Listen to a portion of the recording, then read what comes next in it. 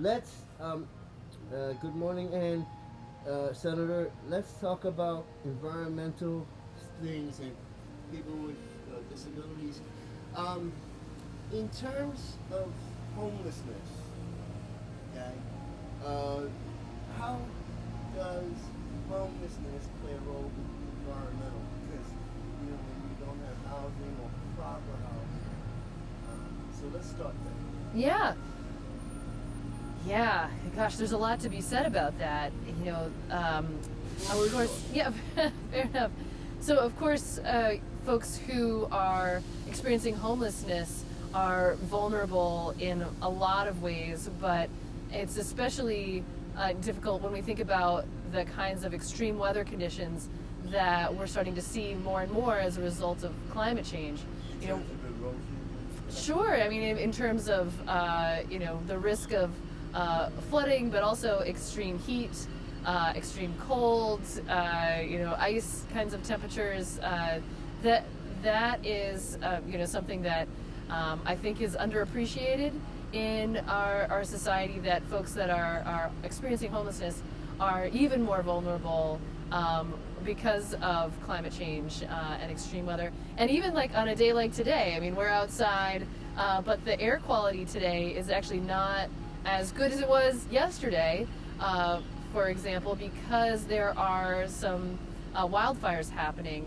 And so, again, folks that are sleeping outside are just more exposed to poorer air quality, which is unfortunate, which puts their health further at risk. So, thinking about Asthma. yeah, exactly. In terms of asthma and there's a lot of issues that can come up as a result of poor air quality. So those are some things that I think maybe folks don't always think about when they think about the risks that people experience as a result of homelessness. So it is. Climate change is certainly, and environmental issues are very much related to public health, and particularly for the homeless population. Are there any statistics? I know the government showing on challenged or physically or mentally challenged in way, and you're homeless out in Africa. I don't have those statistics. I think that would be really interesting. I'd love to learn more about that. Yeah, I don't know that myself. So let's talk about the elements of the hotel voucher thing. Yes. Because there's always changes to that. Yes. Yeah, sure. So this past legislative session, we passed a bill, H91. It has not. Tell us more about that. Yeah, sure. But just for context, it has not been signed by the governor yet, so we'll see if he signs it. But this program, or what this bill does is it creates a program called VHearth, which is a way for the government to fund the support network for people experiencing homelessness. Because You said right. VHearth? VHearth. Yeah, it's an acronym, and I can't tell you what the acronym stands for, but Sorry. no, it's okay. So the program ultimately funds the HOP programs, the housing opportunity programs, and so it is a way for us to transition somewhat away from the hotel motel voucher program. Not that that's going away entirely, but because it is appropriate for some people at sometimes, and so it maintains that as an option, but under specific circumstances, and it otherwise helps to fund our homelessness programs, and so that transition is going to take some time, because as we are funding the hotel motel voucher program right now, it's just coming through the GA. Oh gosh, and I've lost what the acronym for GA is. It's like General Assistance. Thank you. which For economic service. yes, and it's not strictly a program. It's just money that goes to general assistance. Bless you. Sorry. It's okay. You can re-edit that. Let's start the question again. Go ahead. So the GA program is not really, it's not a program particularly. It's a place where we've been putting money that ends up getting distributed, but it's not organized as an intentional program. And so the V-Hearth is meant to be that. It is meant to be an intentional program specifically to help folks experiencing homelessness and all of the variety of reasons why they might be experiencing homelessness, you know, and helping them transition. So it's not just like a holding place, you know, in a sense. You know, it's intended to be the kind of program that helps people transition out of homelessness, which is really what's needed right now. Now, in terms of, I hate to talk about it. That's okay. We're in an administration now that wants to cut certain things. Yes. They want to cut food stamps. They want to cut Social Security. They want to cut, you name it, and they want to cut it. How does that impact, especially veterans? You know, our wonderful veterans, and my father happened to be one. Happened to be a veteran. How does that impact the environment when you're cutting things and you have people on the street and Yeah, particularly with the cuts that we are anticipating for the SNAP program and for some of the other services that the federal government, you know, LIHEAP, SNAP food stamps? food, Right? yes, yeah, food stamps, exactly. You know, I think like all of the LIHEAP staff at the federal level were fired. You know, for example, you know, Can you talk a little about it? about LIHEAP. Yeah, so LIHEAP is the Low Income Home Energy Assistance Program, and it's money that largely comes from the federal government, funneled to the states, and then redistributed from there to people who need heating assistance. You know, if they have if their income is below a certain level, then they might qualify for this heating assistance, for money to buy fuel oil or wood or what have you. So that all of the staff federally, as I understand it, was fired, which means it's a question as to how or if the money is going to get distributed. We were okay through this last heating season, but definitely worried about this upcoming heating season. So I think that is just, you know, between that and the SNAP program and the potential cuts to Medicaid, I think there's going to be a lot more pressure on people. Services and people with disabilities. Exactly, especially for veterans and folks with disabilities. Absolutely. It's going to be a lot more financial pressure on folks, and I think we're going to see a lot more need in our community, and there may be an uptick in homelessness potentially. So, you know, what I am anticipating, or hoping for, really, I guess I would say, because it seems like some of these cuts are inevitable. You know, this financial pressure is coming. So, just anticipating, like, how do we protect ourselves now as a state? And I think, you know, those who have the ability to donate, hopefully will donate to support services, to our food shelves, to the food bank, would, you know, donate to organizations that help folks in need, just in general. So I think, and I'm also anticipating, you know, I'm a big gardener. I love gardening. So am Yeah, but trying to. I have cherry tomatoes in my window box. Oh my gosh, that's great. So, I mean, as much as we can be producing for ourselves, that's important, but also, you know, growing an extra row for a neighbor or to donate, I think is going to be, again, just increasingly important. So, you know, I think of the Gleaning Network that happens in Vermont.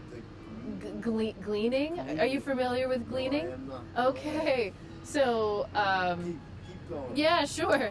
So when a farmer goes through their crop and they've harvested all that they are planning to harvest, maybe they have other things they need to do and they need to move on, or they can't get the little stuff or whatever, or there's just in general some amount of food that's going to go to waste, right? Like there's food left over in the fields or that the farmers are not going to get to. There's a gleaning network, Central Vermont Gleaners. I'm not sure I've got the acronym right or the name of it quite right now, but they will take volunteers and either go through fields, or they'll go to the farmers market and take food that's left over there, or they'll wash food that was otherwise gonna again just become waste, and then they So much goes to waste. and so much goes to waste. Absolutely. And we'll get back to that, which leads to my next question. Yeah. You're a school teacher. Yes. You're going to mention that. Yeah. School cafeterias Yes. get rid of, all across the country, globally, thousands and thousands and thousands of dollars Yeah. of food that people just don't want. Sure. You want to read? Because that's environmental. Yeah, absolutely. Well, so I mean, we're at the school where I teach. We do have We'll get back to the other one. It's okay. Yeah, fair enough. We have a great composting program. In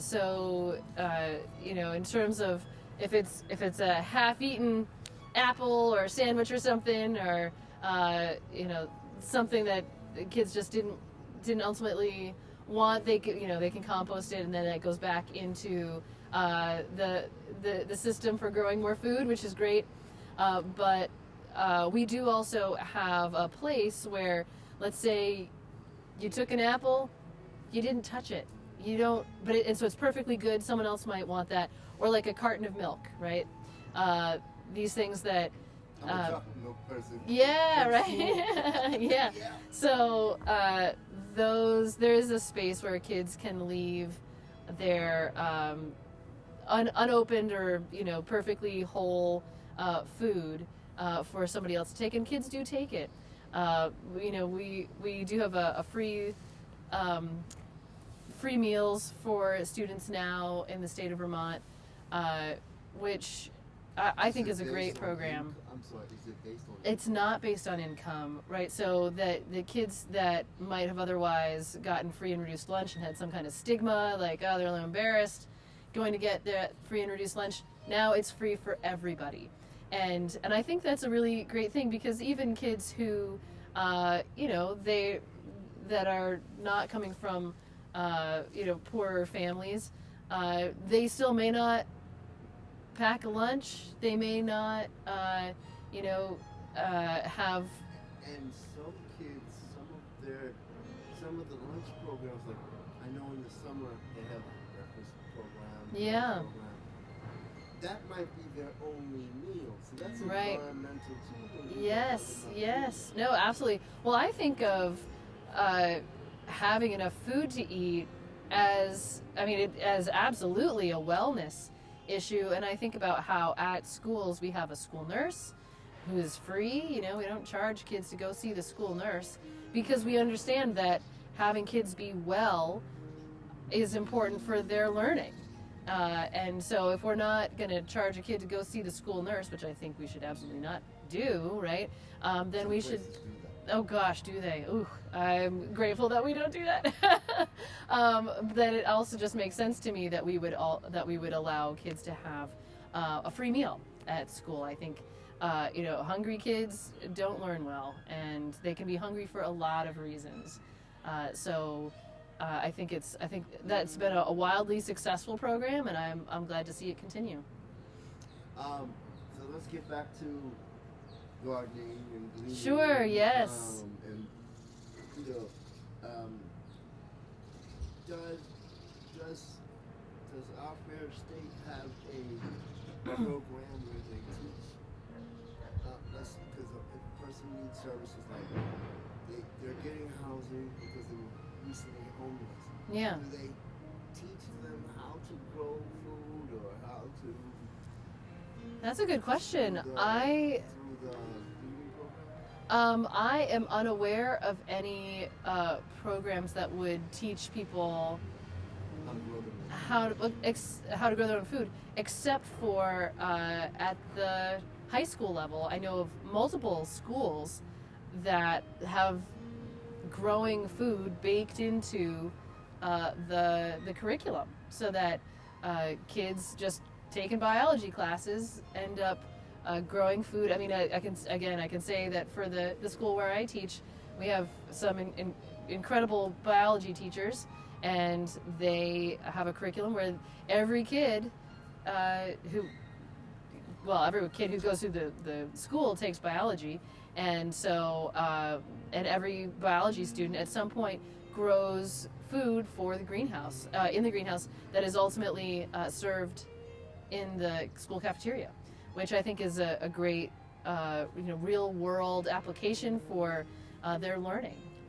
Okay, back to some of these major questions, because I know you cover Washington County, but all of Vermont, kind of Burlington. Yeah. Burlington recently, according to WCAX, but they've been having a lot of issues with homeless people sleeping outside the churches. Yeah. The opioid epidemic is Mm-hmm. part of that. And also Vermont is kind of a two-part thing. Vermont is also having issues with the Clean Eating program, and that issue. What is your take on that? Very thing. And then the third part, you were former mayor. Yeah. And I remember a city council meeting where business owners were there, and homeless people were not doing good things in front of their business. I'm not mentioning that. Sure. But what is your take on that environmental? Businesses need to make business, have businesses. Yeah. We need to treat people with dignity and respect. So homeless people need to be treated with dignity and respect. Absolutely. Well, so one of the things that I think people may not realize. No, it's okay. There's a. I feel like some folks might have in their heads that you can just put up like no loitering kinds of signs. Which means what? You can't just hang out for no reason in front of a place.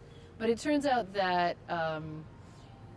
panhandling, just being in public spaces, is constitutionally protected. And I think it's really important that we... Constitutionally protected? Yes, it is a free speech issue. So there's, you could prevent somebody from hanging out on private property, but you can't prevent someone from like being on the sidewalk, which is public space. I think there has to be something else, going on. Perhaps they're like blocking the path or something like that. But but otherwise, they have a right to be there, and so even when they're not partaking in the business. Right, if it's public space, yeah. So that is, I think something we need to keep in mind, and also I think it's important that we ensure that there are places where folks who are experiencing homelessness can go, can be, and whether that's like for camping. I think it's all the better if there's places that they can go during the day. I think of another way on Berry Street, or some of the warming shelters that have been open in the city of Montpelier, and just so grateful for the work that all those folks do. So I think it's important that we are doing our best to take care of the folks that are experiencing homelessness, because there are a lot of reasons, and we're seeing just a sliver of the homeless population that exists in Montpelier. Speaking about resources, Yeah. kind of give a plan of leading to a question. Rick DeAngelis, Yes. who stepped down Yes. from East Madison Haven, and he's now executive director of the food shelf, Yeah. Just Basics. Uh-huh. Okay. How important is a food pantry? Because I know you had the pandemic and you had issues with food pantries and people getting food. And how important is keeping our resource with the food pantry environmentally? Oh gosh, the food pantry is so important. And especially in the face of reduced SNAP benefits going to folks. When is that going Well, to come down? So that's a good question. I don't think any of us knows exactly when we might see a reduction in SNAP benefits, but the local food system, I think, is going to become increasingly important. So having more local food being produced, using our land in a better way. And actually, I would add to that. I just think about how much lawn we have in Vermont, and lawn is lawn. Yeah, it's not helpful. We're in downtown Montpelier right now. That was flooded not too long ago, right? That you're bringing in, let's say a homeless person sits on a lawn. Sure, no, I mean it's great for that. Yeah. But I guess, so my point is that Sorry. no, it's okay. Grass is not great at holding a bank together. It's not great holding like a bank on like the edge of a river, right? Oh no. Yeah, the roots are not Soft. exactly. It's not producing anything. Yes, it's great for playing. I mean, lawn is important for some purposes, but we have so much lawn that is ultimately not doing any of those things, and could be turned into food production. It could be turned into stabilizing hillsides. The root systems of these things are really great at soaking up water.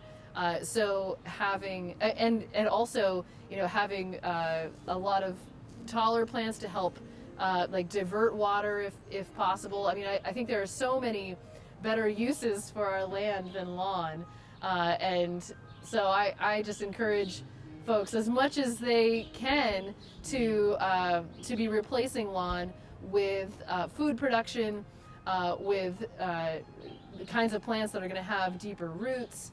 I think that is absolutely a better use of our space, and it's better for the environment. It's better for people. So I think there's a lot of reasons to reconsider how much lawn we have. I know we went over this last time, and a couple times, but we're constantly having rain. I mean, we need the rain. Sure. But is there a reason why? Is there a main reason why Vermont might not be structurally, I think I'm saying it right, structurally sound to infrastructure and the overflow of water? Yeah. I'm Oh, there's a lot in that. Forgive me if I said it wrong. Oh no, you're I'm trying fine. to be journalistically correct. No, well, I think you are right on there. Vermont has a number of issues that lend itself to. And I love living here. We love. Oh, living sure, here. absolutely. I think it's. I agree. I love living here, but we have issues when there's too much rain, right? Like our settlement patterns in Vermont have historically been to build our downtowns, our densest areas in floodplains, right? Like in low-lying areas. Yeah, so, when the river gets a lot of input, gets a lot of rainwater coming in, and it overflows its banks, it needs a space to expand out into, and that's a floodplain. And so I think we're in the floodplain literally right now, where we're sitting probably. Well, this is an old church of the city, right? Yes. Well, and this place was flooded relatively within the last couple of years. So, we have built a lot of our infrastructure effectively in harm's way because of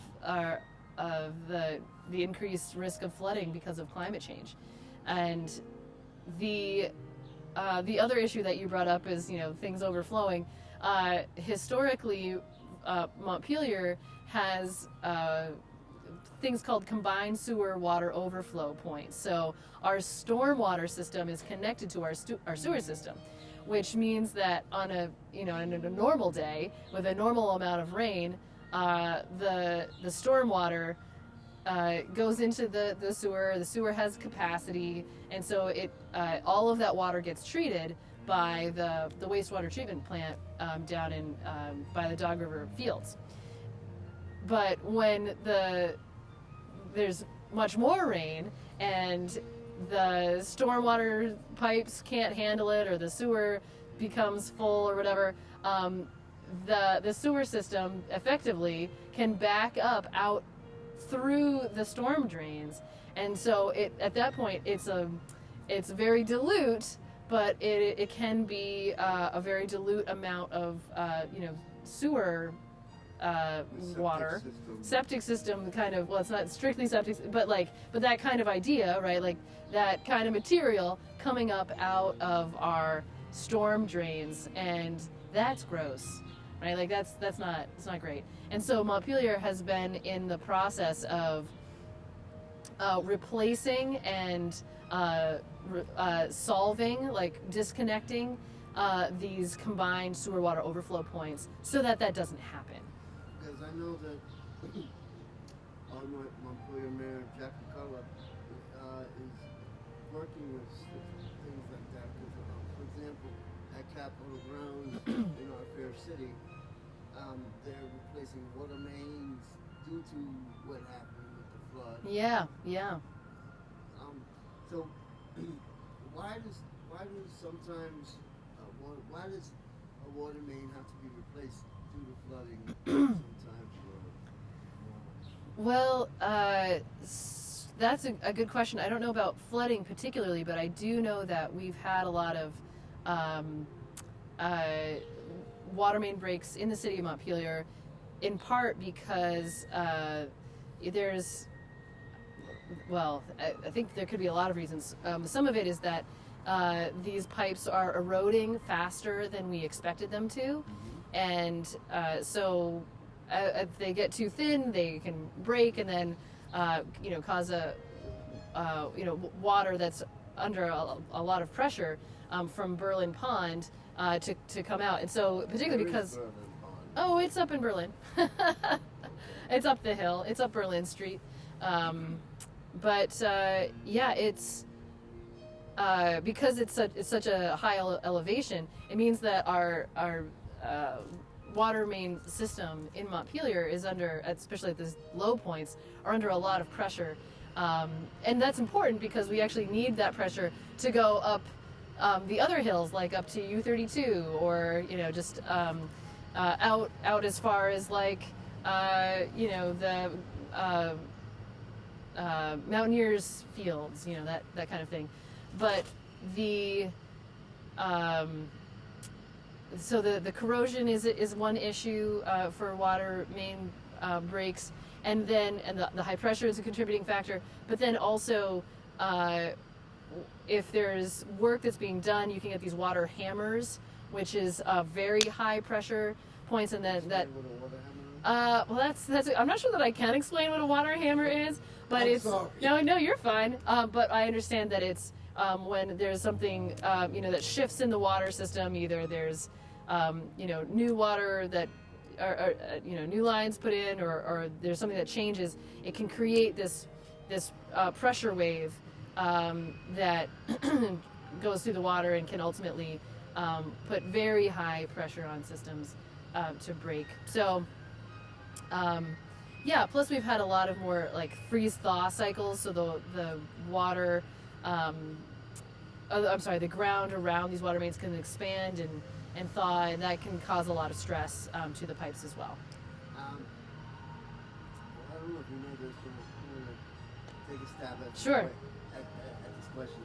You know, people with disabilities, especially kids, and you're a teacher of children, years ago, where kids were exposed to lead, lead pencils and bite, right?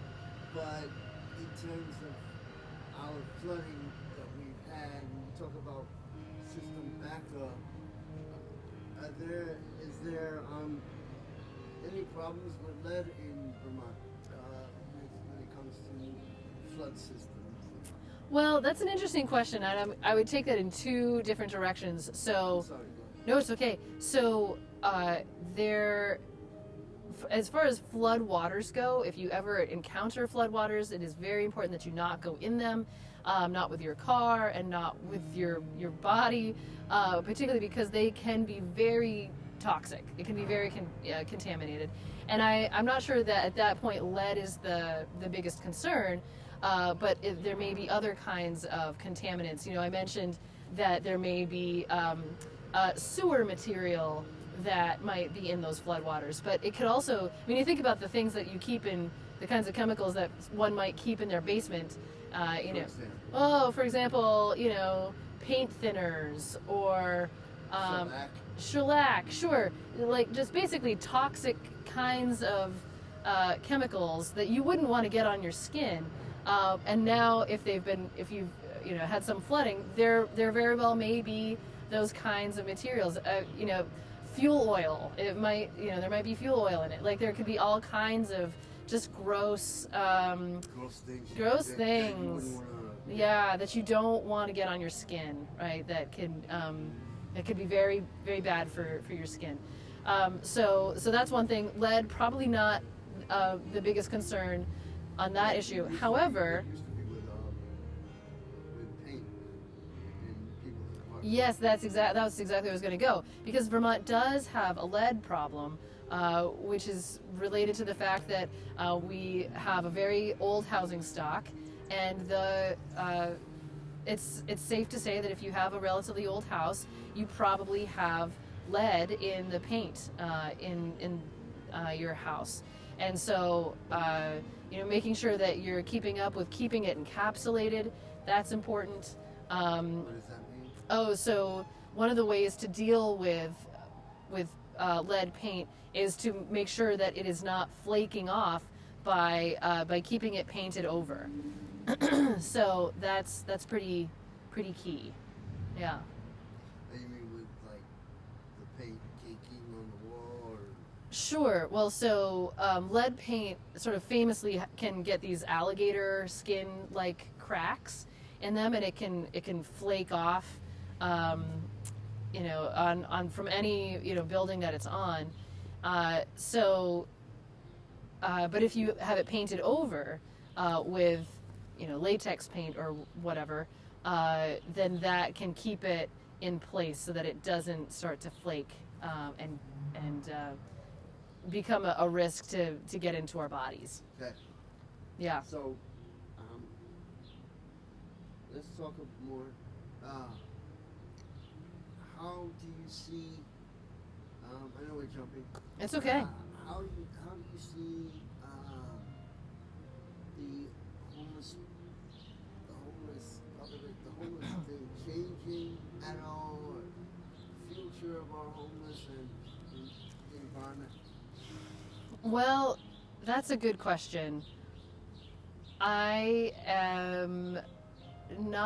unfortunately not terribly hopeful about homelessness, but here's the reason. Well, what I see in the short term is that on the plus side, I do see us in Vermont building more housing. That is happening. We are turning the tide on building more housing, which is absolutely needed. This is, I think, hugely important and will be helpful. On the negative side, I see these. Do you think the system is too slow? Well, I do think that I do think we're not going to be able to build housing at the speed necessary to keep up with homelessness or just the demand for housing in general. Is that across the board or just in Vermont? I think that is across the country. I think that is not just a Vermont problem. But I also see the cuts that are coming from the federal level to Medicaid, to SNAP, the risks around LIHEAP money actually getting deployed. I think that we're going to see a lot more homelessness over the next 4 years, and I'm worried about that. In addition, I see there being more, I guess I would call them climate refugees, people trying to get away from extreme heat and coming to places like Vermont. So there's going to be an increasing amount of pressure on climate refugees. Yeah, people. I mean, we already have climate refugees, people who are escaping, wildfires or extreme heat, places that are just not as resilient. If people have means and can get out of those places, they are, for a lot of folks anyway. So I think that is something that we're going to see as an increasing pressure on our housing stock, coming into Vermont. And as I said, I'm really worried that we will not be able to keep up with the demand for housing going on into the future. Even though I'm glad that we are making these changes to the housing. It's really transformation of the GA program. I think that's unfortunately needed, and it's also not perfect as it is. But my understanding is that it's going to be a better transition. In terms of employment and environment, I'm trying to keep to the topic here. We see all these cuts because environmentally it could be a mess. Yeah. With all these cuts. Do you think our administration in Washington, do you think they want to see more? And it's not so easy for someone to get a job. They want people to work. For some, I think Vermont is one of them where you can work for your SNAP benefits. Yeah. But it's not so easy for someone to get a job. Do you think there's a problem there, or? Yeah, I mean, Vermont has a very low rate of unemployment right now, and I think there's a lot of people that are looking for employees, but one of the difficulties there is a lot of them are very specialized. So that might mean getting some training to go into a new field or to be qualified for something. So I think that there's a lag there in terms of being able to help people transition into jobs that they might need qualifications to do. But there are some great programs to help get people qualified. I think of Advanced Vermont. They're great. What exactly is that? Oh, they are an organization that helps connect people with the training they might need to do the job that they want. So that's they're great. Also, there's another one. When a person is 55 and up, Yeah. Vermont Associates is also another. Yeah. Where they can find a job and things. Yes, yeah. I think there's a lot of great organizations out there doing that work. But if I can go back to the issue of homelessness and building and the environment for a second, I think it's important to note that we have I know we've been talking a lot about the federal administration, but I just want to note that we have a governor right now who wants to see us cut our protections to wetlands in order to build more housing. So go into that. If you don't. Yeah, so there was a proposal on the table from our governor who wanted to reduce the amount of buffer that you need for a wetland, going from 50 feet to 25 feet.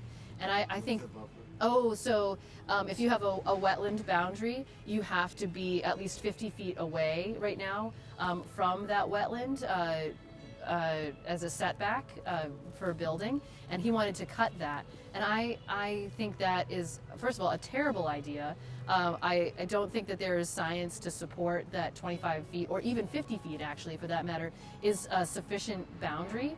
And I'm really hesitant to put buildings closer to our wetlands, because our wetlands are a natural sponge. You know, in the face of climate change and an increasing amount of precipitation that we'll see as a result of climate change, we have very few tools, but our wetlands can help capture and store water. They can help slow water down, and they're hugely important in terms of protecting places like our downtowns for these floodwaters. And so I think it puts all of our downtowns and places that are prone to flooding at greater risk the more that we compromise our wetlands, which is, I think, really unfortunate. So I think it's important to note that that was one of Phil Scott's proposals.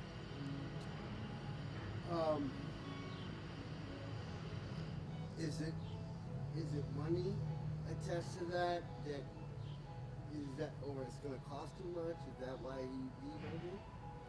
No, so he didn't veto this. This was his proposal. He wanted to see us cut the buffers for wetlands, which again I think is really unfortunate. In addition, if you fill in a wetland, you have to create or replace that wetland. It can be somewhere else. And right now, if you're going to fill in a wetland, you have to replace it on a 2-to-1 ratio. So you have to create twice as much wetland as you destroy. And he wanted that to be reduced as well, which I think is a terrible idea, and is because we need more wetlands, not less wetlands. And he was thinking about this particularly for growth centers and places like our downtown. But our downtowns are the places that are the most prone to flooding, because they're in low-lying areas, and so it means that replacing wetlands potentially elsewhere is hugely important. So I just want to note that was something that our governor put forward, and I had to stand against. Okay, so what is the future of Vermont and the flooding issue, and going forward in terms of, I should say, replenish? I think that's the right word. Replenishing ourselves from the flood, or Rebuilding. rebuilding. Yeah. So I think, unfortunately, we are very likely to see more heavy rainfall events in Vermont as a result of climate change. And so I think we need to be doing all that we can right now to increase our resiliency, things like increasing the sizes of culverts, in terms of building in a smart way, elevating our buildings, or ensuring that, we're building with smart materials that can withstand flooding, things like not having carpeting down on a first floor. Just to pick some housing developments here in Vermont. Yeah. Not naming names, but some housing still has carpet.